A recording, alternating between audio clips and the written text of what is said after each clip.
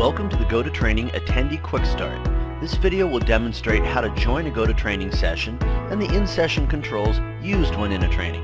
In order to join a GoToTraining session, an internet connection is required.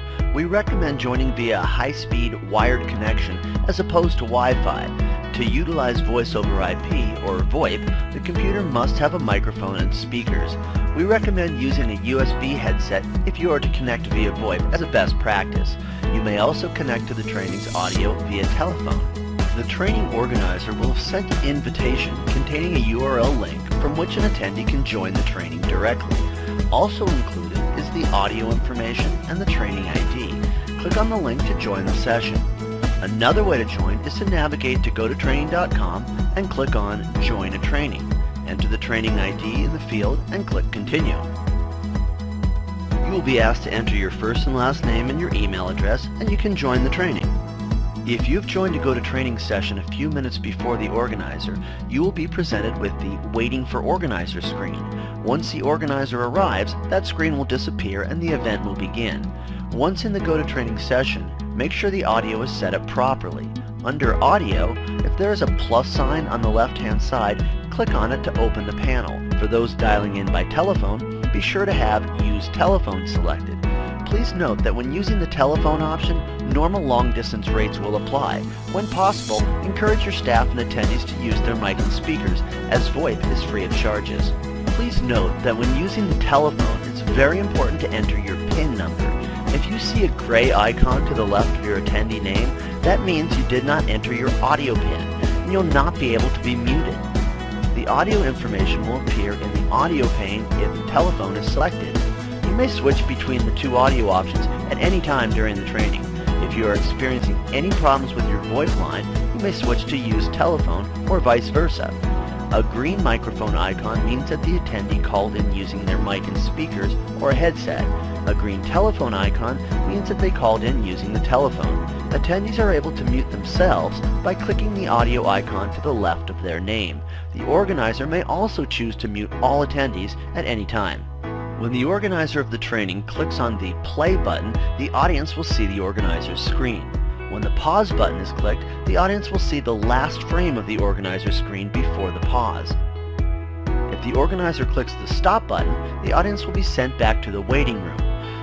The organizer has the choice to permit or restrict attendees from using the chat function and the ability to see the attendees list of everyone in the training.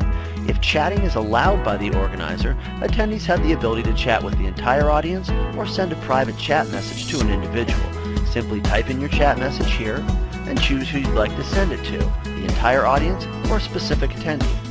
Under the File drop-down, you may save the chat log for your records, view some new features that are presently being released under Labs, and you have the option to exit the training. In the View drop-down, you can change the appearance of the viewer window to full screen, windowed, hide, or auto-hide the control panel, and you can modify your control panel layout.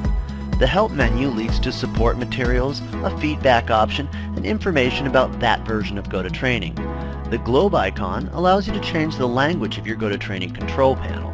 Finally, this is the Grab tab. By clicking on the orange arrow in the Grab tab, the attendee is able to hide or expand their control panel.